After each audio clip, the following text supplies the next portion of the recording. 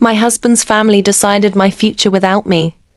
They didn't expect my answer. The crystal glasses clinked around me like warning bells I should have heard sooner. I sat frozen at the head table of the Whitmore family reunion, surrounded by 50 people I'd spent 3 years trying to impress. When my father-in-law, Benjamin, stood up wearing that smile he reserved for closing million-dollar deals, my husband Kyle squeezed my hand under the table. I thought it meant support. I was wrong. Everyone, we have incredible news to share. Benjamin's voice boomed across the private banquet hall. Our family is growing stronger, and Amanda is finally taking her rightful place among us. My stomach dropped. I hadn't agreed to announce anything. She'd be stepping away from her architecture firm to lead our family's housing development initiative, full-time. He continued over rising applause. Cell phones appeared, recording this moment I never consented to. Finally embracing what it truly means to be a Whitmore woman. My face burned hot. My hands went cold.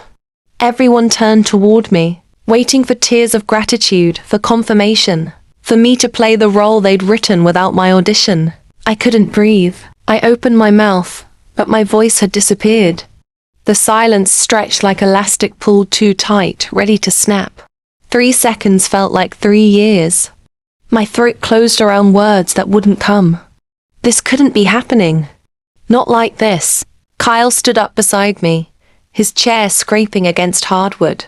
He filled my silence with his own words, smooth and practiced. She's completely overwhelmed, as you can imagine. We've been planning this transition for months now. Amanda's beyond excited. Months. They'd been deciding my future for months. Aren't you, sweetheart? His hand landed on my shoulder, heavy as an anchor. Not comfort, control. I managed the smallest nod. Barely a movement. What choice did I have? 50 people stared at me with expectations carved into their smiling faces. 50 phones captured this lie becoming truth. The applause grew deafening. Someone whistled. Kyle's sister, Brenda, actually, wiped away tears like she was watching something beautiful instead of my erasure. Benjamin raised his glass higher. To Amanda, who finally understands what family sacrifice really means. Finally. Like everything I'd sacrificed before didn't count. Someone from the back shouted, "You're so lucky, Amanda. This is what real success looks like." I forced my lips upward into something resembling a smile. I'd perfected this expression over 3 years of Whitmore gatherings.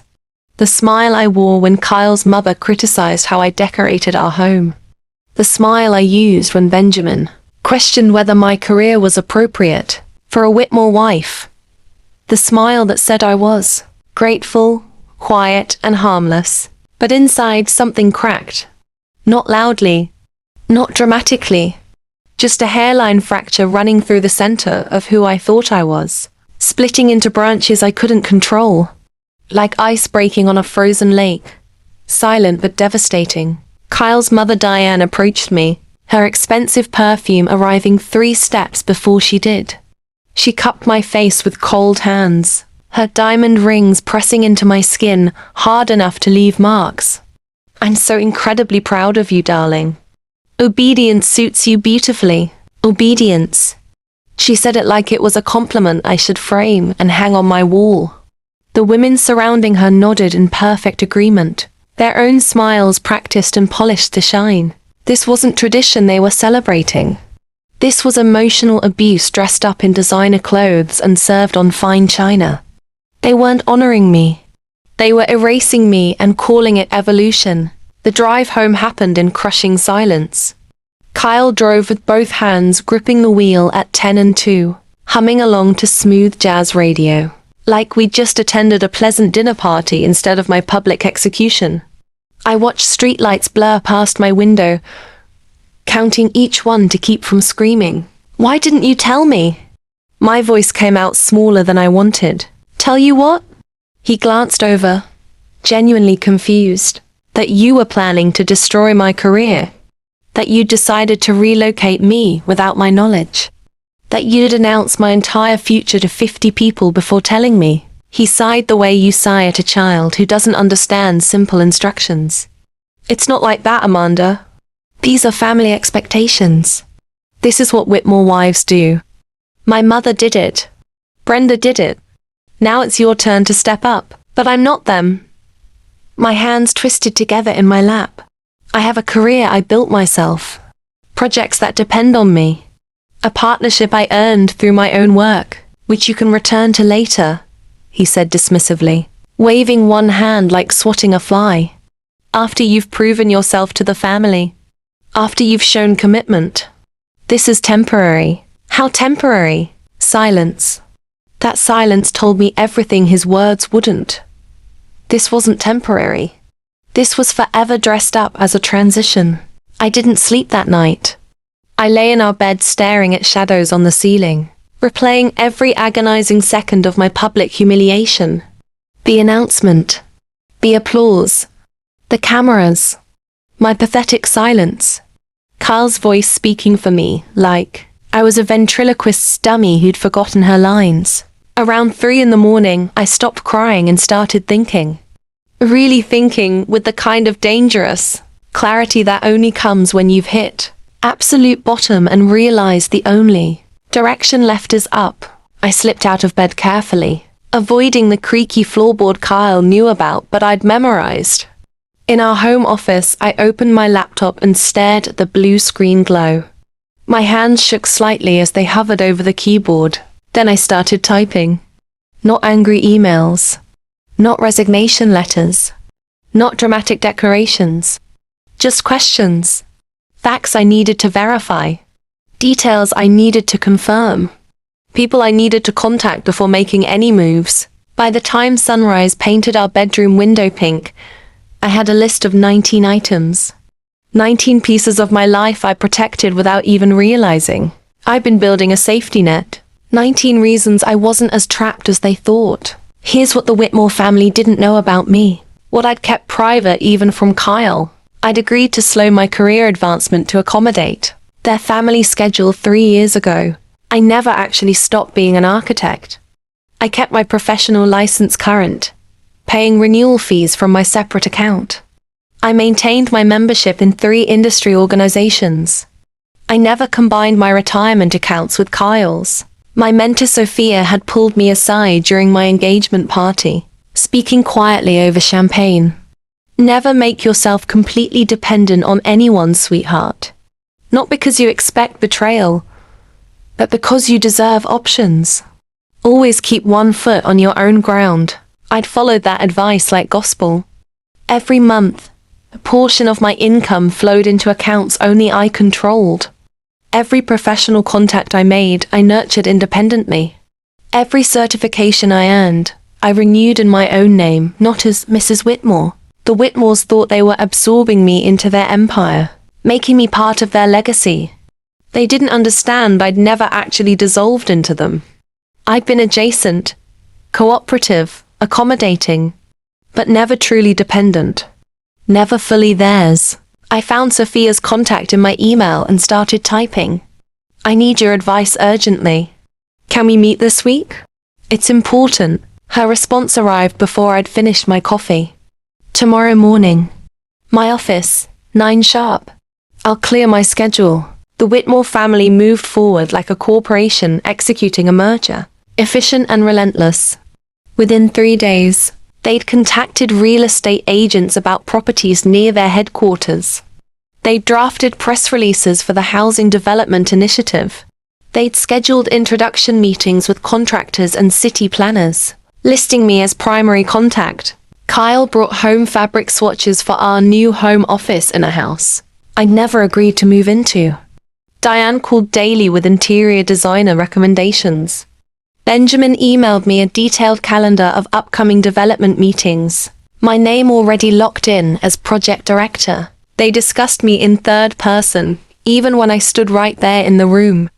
Amanda will oversee the affordable housing portfolio.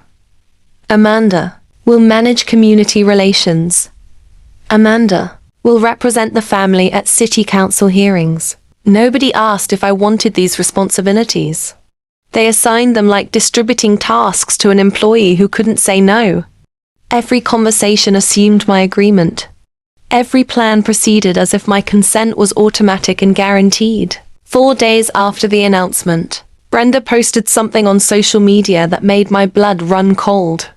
A photo from the reunion showing me with that forced smile, captioned, "So blessed to welcome my sister-in-law into her true calling. Some women are born to build empires." The post exploded with engagement within hours. 300 likes, 75 comments, countless shares across platforms I wasn't even on. People I'd never met praised my sacrifice. This is what strong family values look like. She's so fortunate. Finally, a woman who gets it. I didn't correct the narrative. Not yet. I let it sit there, accumulating praise and shares, while strangers celebrated a decision I'd never made. My silence looked like consent. My absence from the comments section looked like humble gratitude for this incredible opportunity. Kyle showed me the post that evening, his face glowing with pride. "See? Everyone's genuinely happy for us. For you, I mean, they're happy for a version of me that doesn't actually exist," I said quietly, but he wasn't listening.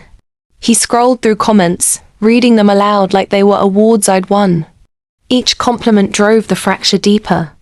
Each share spread the lie wider across networks I couldn't control. My phone buzzed constantly with messages from colleagues at my firm.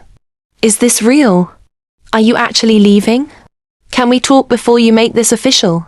I responded to each one carefully, deliberately.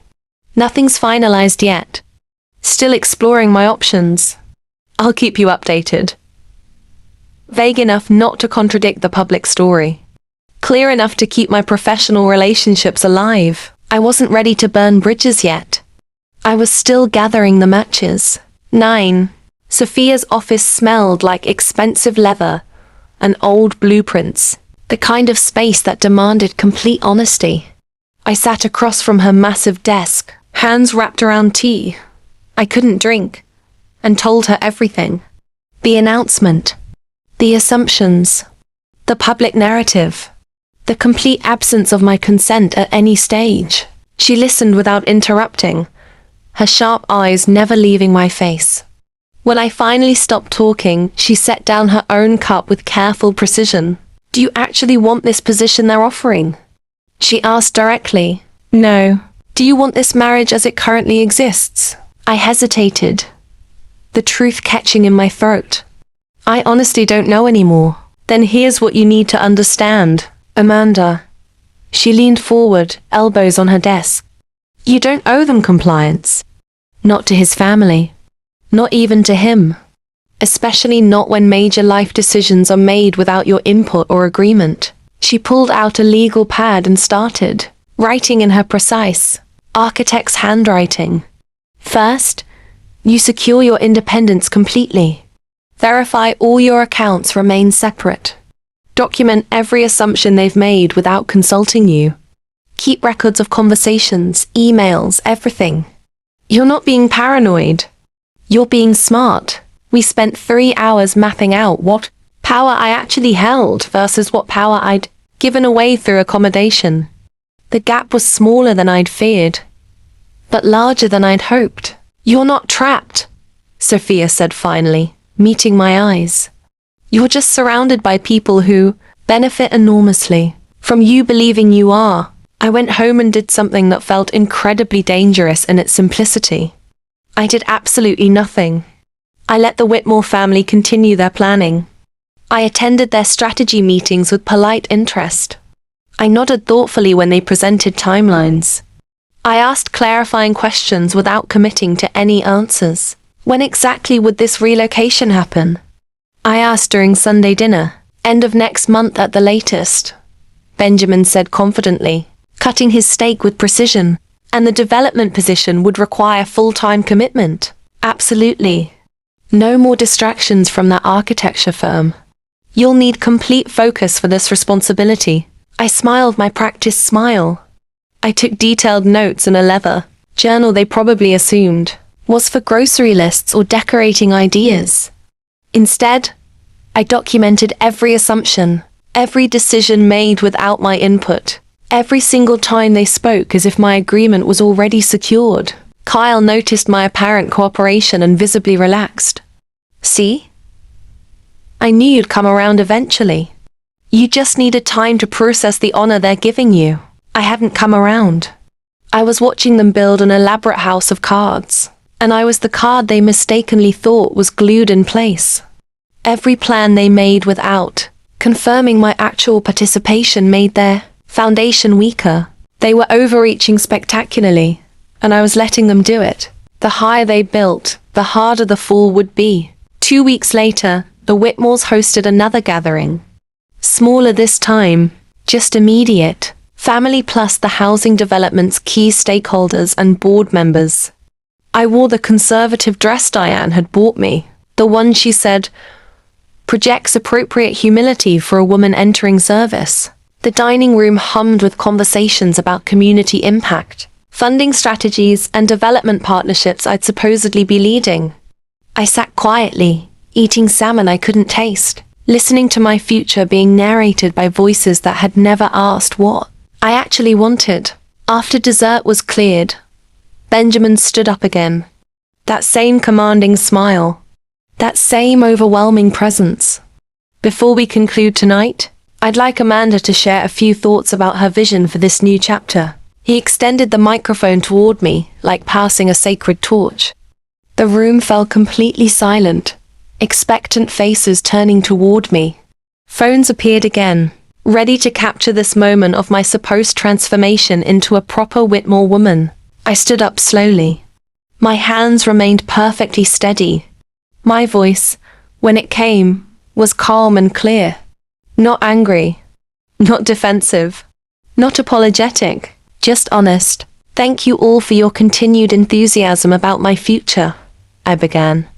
I need to clarify something important that seems to have been widely misunderstood.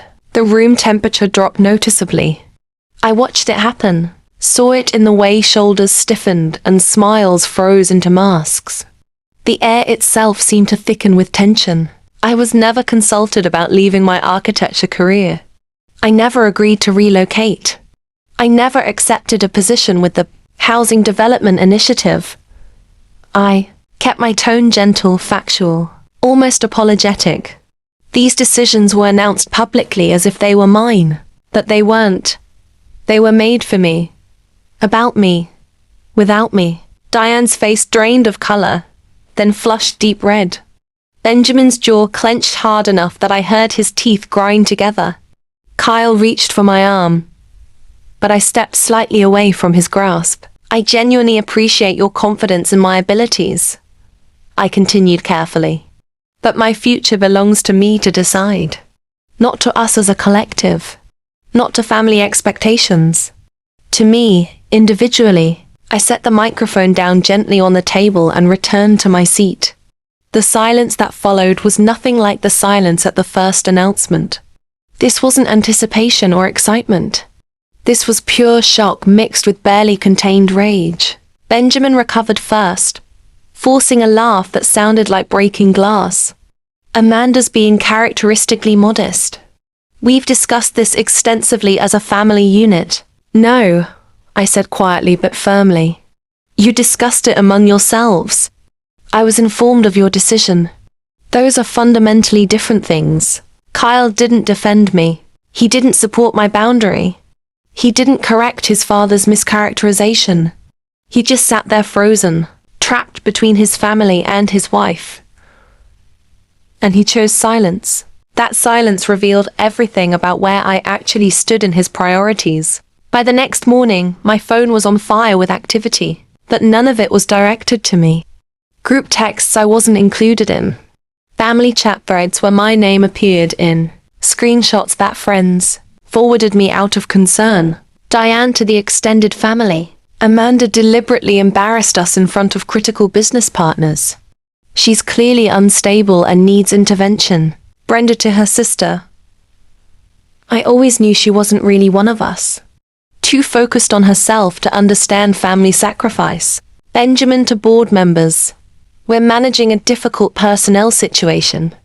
Please disregard last night's unfortunate outburst from someone under considerable stress.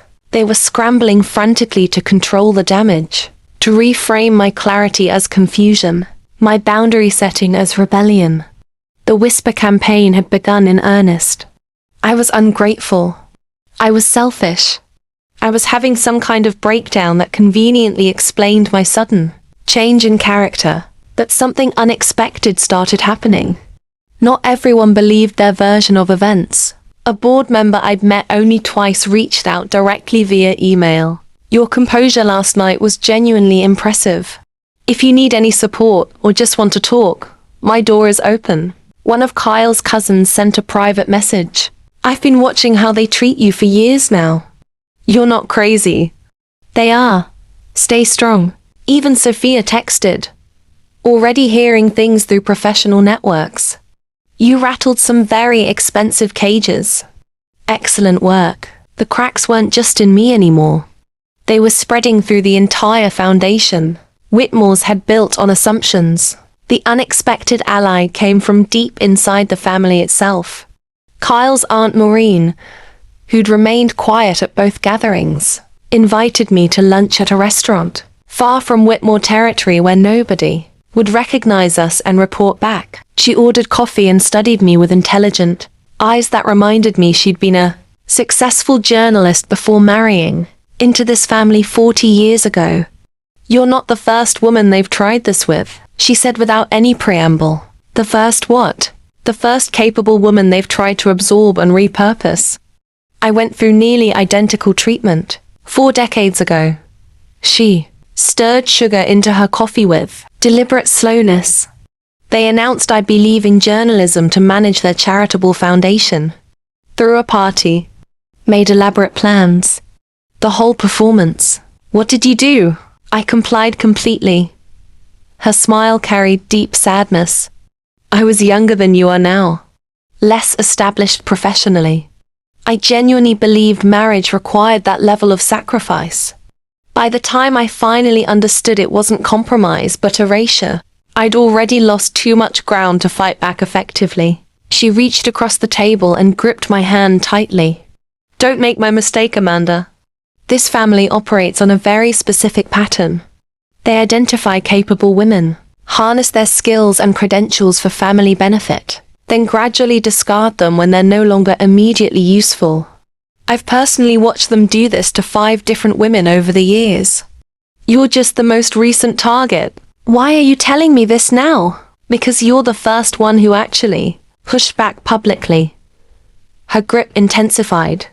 And I desperately want to see what happens when someone finally refuses to play their assigned role. That evening, I sat Kyle down in our living room. No television. No phones. No distractions. Just us and a conversation that was 3 years overdue. I need you to hear me clearly, I said. I am not relocating.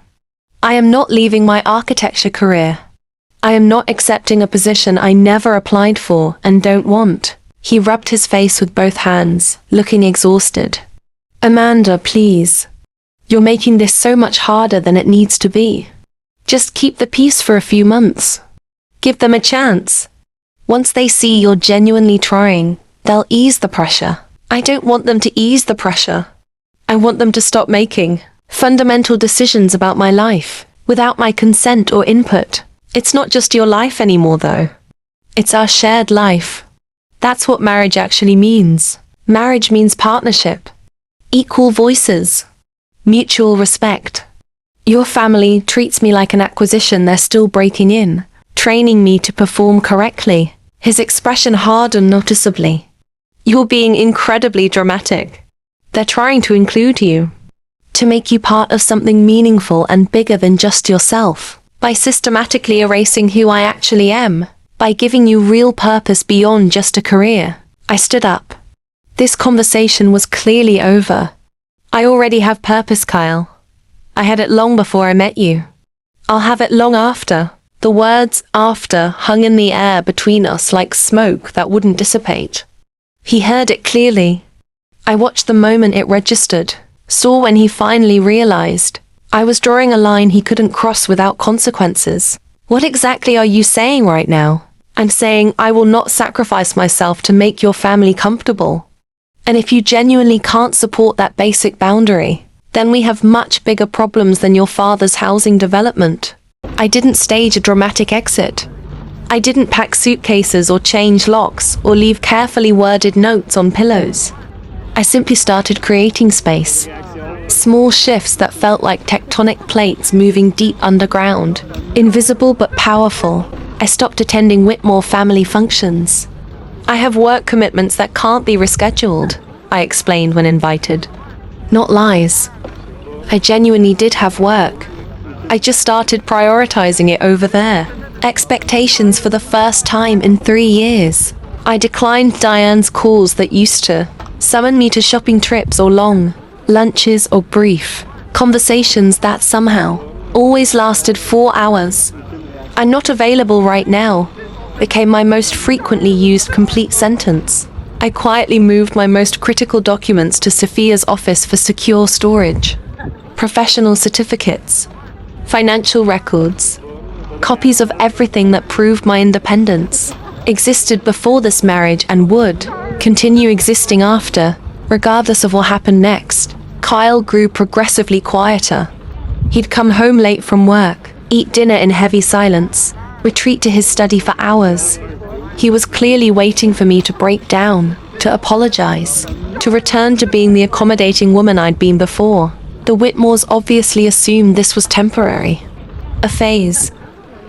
A brief rebellion that would burn itself out once. I realized I had nowhere else to go and no other options. They had miscalculated completely and catastrophically. The consequences started small but grew quickly. The housing development's spring launch event, which was supposed to feature me as their new community outreach director, had to be completely restructured. They'd built their entire marketing campaign around my architectural credentials. They'd advertised me as the primary contact for community concerns. When I didn't participate at all, they scrambled desperately. Brenda tried to fill the role, but she had no relevant background or professional standing. Investors who'd been explicitly promised access to the Whitmore family's award-winning architect felt misled and started asking pointed questions. The Affordable Housing Initiative, which Benjamin had publicly announced I'd be spearheading, stalled completely. They'd used my name and credentials to secure preliminary grant funding. When the funding organization reached out to schedule planning meetings directly with me, they discovered I'd never actually agreed to participate in the project. Board members began asking increasingly uncomfortable questions during meetings. Where's Amanda? Why isn't she involved in these discussions? Was that announcement at the reunion actually premature or inaccurate? The family's carefully constructed narrative started visibly unraveling. Not because I was actively attacking it, but simply because it had been built entirely on assumptions that I'd stopped supporting. Kyle came home one evening looking completely drained. The formal offer arrived through Kyle, delivered over breakfast 4 days later. He set down his coffee cup with exaggerated care, like handling potentially explosive materials. "My parents want to meet with you privately. Just the 3 of you. They want to formally apologize and discuss a reasonable compromise that works for everyone involved." What kind of compromise specifically? Part-time consulting work with the development. Completely flexible schedule. You maintain your architecture practice. Everyone gets what they genuinely want. I spread jam on my toast slowly, thinking carefully. When did they draft this particular offer? What do you mean? This sounds extremely prepared. Carefully rehearsed. When exactly did they develop these specific terms? He had the minimal decency to look uncomfortable. They've been discussing various options among themselves. Without me again. Amanda, come on. You refuse to return their calls or attend family gatherings. What exactly are they supposed to do? Respect that I already gave them my clear answer. His frustration finally erupted through his controlled facade. What answer? You haven't actually said anything definitive. You've just withdrawn completely and left everyone hanging in uncertainty. I said no at the stakeholder dinner. I set clear boundaries in our private conversation. No was not unclear or ambiguous. You just didn't like hearing it. The meeting request came anyway. Formal email this time. Very businesslike. Very professional. Benjamin and Diane wanted to discuss resolving our mutual misunderstanding and finding a path forward that genuinely honors everyone's legitimate needs. I read it carefully twice. Then I declined politely but definitively. I appreciate the outreach, but there's no misunderstanding that requires resolution. I wish you continued success with your housing development work. Kyle stared at his phone screen in disbelief and my response went through. You're really doing this? You're actually going through with this? Yes, I am. They'll never forgive you for this. I'm not asking for their forgiveness. I'm asking for their respect. I stood and cleared my breakfast plate. There's a significant difference. I didn't want revenge against the Whitmores. I didn't want to destroy their family business or ruin their housing development. But I absolutely wanted the truth told accurately, and I wanted it told by me before they could rewrite history further to suit their narrative. I drafted a clear statement and sent it to my professional network. Not social media, not public platforms, just colleagues, mentors, clients, and industry organizations I'd worked with throughout my career. Factual, calm, and straightforward. The statement explained that public announcements about my supposed career change had been made without my knowledge or consent, that I remained fully committed to my architecture practice, that I wouldn't be joining any family housing development, that I appreciated everyone's understanding during this confusing and difficult time. Within hours, the architecture community knew the truth. Within a full day, the Housing Development's investor network knew. Within 3 days, it became the quiet but persistent talk of every professional circle the Whitmores operated within. I didn't attack them personally. I didn't call them manipulative or controlling. I simply stated verifiable facts clearly and let people draw their own conclusions from the information presented. Those conclusions weren't particularly flattering to the Whitmores. Emails started arriving from people I'd met at various family events. I had absolutely no idea you hadn't actually agreed to that role. That announcement seems so strange now that I think back on it. Is everything okay? That's definitely not how professional transitions normally work. The narrative flipped quietly, not with dramatic headlines or public scandals, just steadily, person by person, conversation by conversation. The story shifted from Amanda embraces new calling to Whitmore family announces position without candidate's actual agreement. Professional reputation, once damaged, is remarkably difficult to rebuild. 21. The collapse happened gradually at first. Then suddenly, all at once. 2 prominent board members resigned from the housing development, citing serious concerns about organizational practices and decision-making processes. Then a major investor pulled substantial funding, redirecting it to a competing, affordable housing program with clearer leadership, structure and better governance. The spring launch event, which finally happened without any involvement from me, raised 40% less than projected. Media coverage was minimal and lukewarm. The professional networks and progressive organizations the Whitmores had specifically courted stayed noticeably away. Diane called me directly, her voice vibrating with barely controlled fury. You've systematically poisoned important people against us. You've destroyed years of careful relationship, building and reputation management. I told the truth, I said simply. If the truth damaged your relationships, perhaps those relationships were built on false premises from the beginning. We gave you everything. We welcomed you into our family with open arms.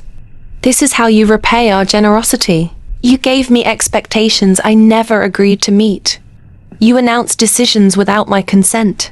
You used my name and professional credentials without permission. That's not generosity, Diane. That's exploitation. She hung up abruptly. Kyle received a similar call, though his lasted considerably longer. I could hear him pacing in his study, his voice rising and falling in defensive patterns. I'd learned to recognize over 3 years. When he finally emerged, he looked significantly older. Tired in a way sleep wouldn't fix. They want me to choose. Between them and you. What did you tell them? He didn't answer immediately. That long pause told me absolutely everything I needed to know. They tried guilt first. Kyle's grandmother, who I genuinely liked, called to express her deep disappointment. Family means sacrifice, dear. When you married Kyle, you married all of us. That's how it works. I kept my voice gentle and respectful. I married Kyle. I didn't sign away my autonomy to a committee. Then they attempted fear tactics. Benjamin's corporate lawyer sent an intimidating letter suggesting I might be in breach of some vague family agreement I never signed or even seen. Sophia actually laughed out loud when she read it. This is pure bluster. They have absolutely no legal standing whatsoever. Finally, they resorted to blame. A family email chain I was accidentally copied on detailed extensively how my instability and selfish career obsession had severely damaged the family's hard-earned reputation. Brenda suggested perhaps I needed professional, psychological help to address my apparent issues with commitment. None of it worked anymore. Not the guilt, not the fear, not the blame. I'd spent 3 full years absorbing their emotional manipulation tactics. I developed immunity without even realizing it was happening. Kyle tried one final time. If you just apologize, just attend one event, show them you're willing to meet them halfway and compromise. I've been compromising for 3 years, I said firmly. I've shrunk myself to fit their expectations. I've smiled through criticism. I've accepted being treated like property they owned. And completely done compromising with people who view that as weakness to exploit further. Then I honestly don't know how to fix this situation. Maybe it's not fixable. Maybe it was fundamentally broken from the very start, and we're only just now seeing it clearly. He left that night. Not permanently, not officially, just staying with my parents, to clear my head and think things through. I changed the locks the next morning anyway. My new beginning didn't arrive with dramatic fanfare or celebration. It came quietly, like dawn gradually breaking after an impossibly long night. I woke up in my own home, made decisions without checking with anyone, planned my day entirely around my own priorities instead of their endless expectations. I accepted the senior partnership at my architecture firm that I'd been postponing for years. I agreed to speak at industry conferences. I declined while trying to be the person the Whitmores wanted. I reconnected with friends I'd gradually lost touch with while attempting to fit into their social circle. People noticed the change in me. You seem genuinely different, Sophia said over lunch. Lighter somehow. I feel lighter, I realized. I'd forgotten what it felt like, not to constantly carry their expectations on my shoulders. Professional opportunities appeared seemingly from nowhere. A non-profit housing board invited me to join their governance committee. A women's architecture association asked me to keynote their annual conference. None of these opportunities would have been possible if I'd been absorbed into the Whitmore Foundation, labeled as just an extension of their family brand instead of Amanda. With her own identity, the contrast became increasingly visible to everyone.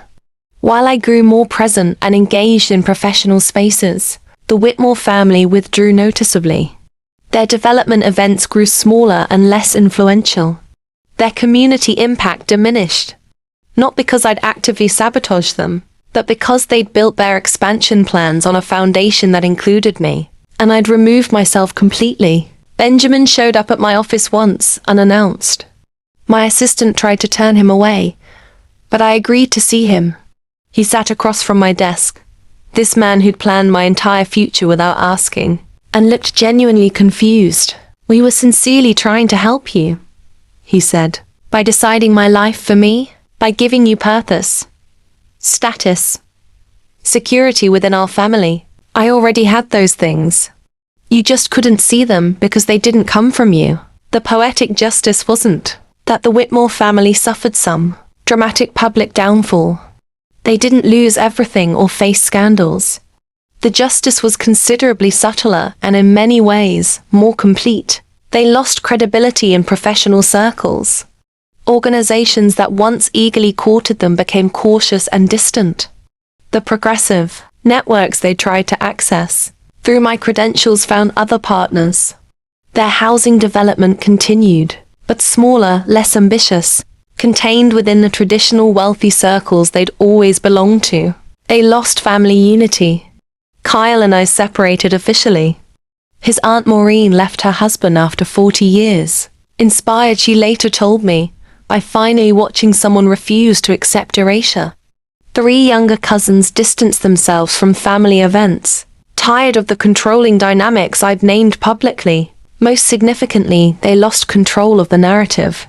They couldn't rewrite history or reframe my exit as anything other than what it actually was: a capable woman refusing to be diminished for their benefit. Every time someone asked about that confusing announcement, about the housing development, the story that circulated was mine, not theirs. I encountered Diane once at a professional gala I attended independently. She looked straight through me like I was invisible. But I noticed her watching later when I networked confidently, laughed with colleagues, existed fully in spaces she'd assumed I'd need her family's permission to enter. Arrogance had hollowed them out from within. Not my anger, not my revenge, just their own unshakable assumption that people existed primarily to serve their vision, and their genuine shock when someone finally refused that role. Sometimes I think back to that first reunion, the moment Benjamin stood up and announced my future, like it was already decided and sealed. The applause that followed, the cameras capturing my frozen smile, my complete silence, everyone turning toward me expectantly for confirmation I couldn't give. If I could somehow travel back to that exact moment, I genuinely wouldn't change a single thing. I needed to experience that public erasure to finally understand what I'd been quietly accepting in smaller doses throughout my entire marriage. I needed to see their assumptions laid completely bare, to recognize the destructive pattern I'd been living inside without realizing it. My answer to their elaborate plans wasn't shouted dramatically or performed for any audience. It wasn't angry or deliberately destructive.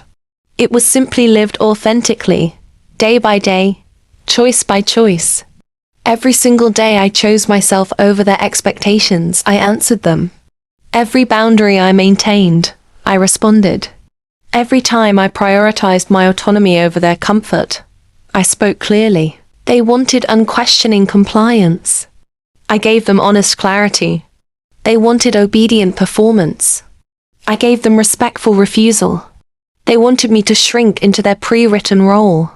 I expanded into my own authentic space instead. The truly viral part of this story isn't revenge or destruction. It's refusal. It's the quiet, persistent power of a woman who stops performing, gratitude for her own diminishment.